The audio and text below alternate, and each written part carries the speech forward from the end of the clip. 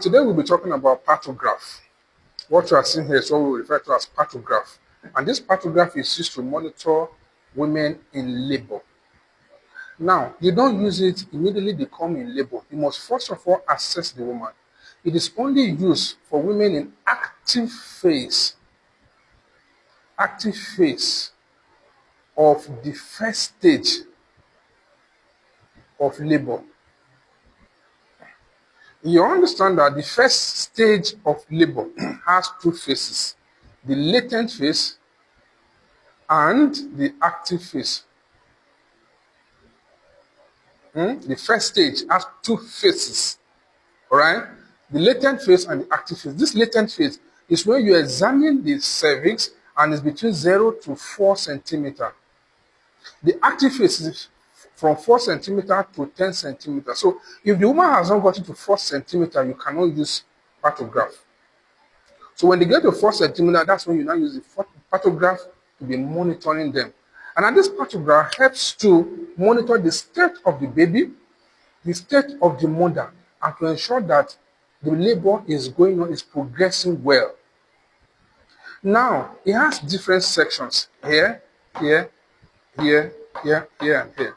All right? It is very easy to plot, but most of the times we are not using it again because it's very stressful. But if you know how to do it very well, it is not stressful. It is very, very useful so as to prevent fetal demise, to prevent the death of baby. All right? The joy of every pregnant woman is to have their baby alive. So please, save your job. Now let's get started. First and foremost, we fill this top part, the biodata. Okay? The name, let's assume the woman is Jonathan. Jonathan Lovely. Okay? Gravida means the number of times the woman has been pregnant, either the pregnancy resulted into miscarriage or anything, you put it there. Maybe the woman has been pregnant 6 times. Para, this is para. Para means the number of times the woman has carried pregnancy to term, deliver the baby, whether the baby is alive or not.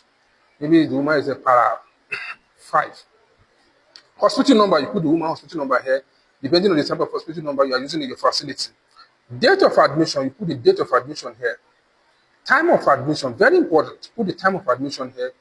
Ruptured membrane. This one, is the membrane ruptured? Is it still intact? This one is asking you. You ask the woman, because most of the time the language you understand is, have you seen water? Have you seen water? Okay, so you ask them, have you drained water or have you seen water? If they say, oh, they have seen water, the water has burst, you put it there. If it is still intact, the water has not burst, you put it there that the membrane has not ruptured, it's still intact. All right? Now, this one is just hours. Forget this one. Now, let's move it to it proper. This is the fetal part. Okay? Now, here you check the fetal heart rate.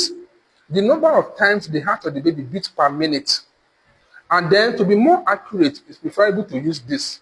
This is the sonicate. All right? You use this. Okay? I'll show you a video where we are using this, and then you hear the heartbeat of the baby. Now, the normal fetal heart should be between this line, this 110 to 160. So when the woman comes, you check the fetal heart. Let's say it's 130. You mark it here, 130. You see the 130 number. Each of this hole is 30 minutes. That means 30 minutes later, you check again. If it is 110, you put it here. You check again, maybe it's 120. 30 minutes later, check again, maybe it's 140. All right, you check again, 150. You check again, maybe 120. All right, you continue to check 30 minutes until the woman delivers. So if you get a number above 160 or you get a number below 110, you have to inform your doctor. Okay, they will investigate and know why it's like that, and then they can know what to do to bring it back to normal, or probably to section the woman. So you can now join it together and see the pattern. All right, that is for the fetal heart. Now we move straight to the amniotic fluid.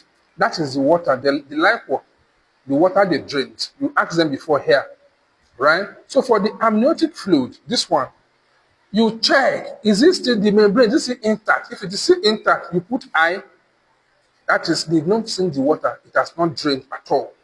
Okay? I used to use this formula, IJMB. Some of you that have done IJMB before, but usually it's ICMB. So if it is intact, you put I, this I, you put it here. If it has ruptured, they told you, oh, we have seen water. The water has come out, I've drained water. And then you now do VE. You examine the vagina, and then part of the water drains into your hand, you check. If it is clear, you put C, that is clear, not I. Okay? If you now see the water and it's stained with meconium, meconium is the first feces, first shit that a baby will shit. Some baby are distressed and then they've already defecated inside before they come out. So the feces will mix with that water, that live core, the amniotic fluid. So when you see it greenish, there's feces there. You put M, that is meconium stained. And if the water is blood, it contains blood, you put B. And on this last two, the M and the B, you have to let your doctor know, because if the baby is distressed, if there's a problem, this blood now, probably internal rupture, placenta, whatever problem, your doctor can easily detect it.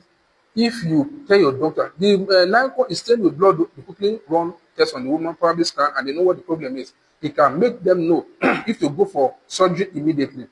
Now, combining this meconium and this blood stain, now you see this M there, or this blood, and you now compare with this heart rate. The heart rate of the baby is above 160, maybe it's 170, 180. You quickly let the doctor know the heart rate is going up or is going down, and then this likewise meconium say surgery straight.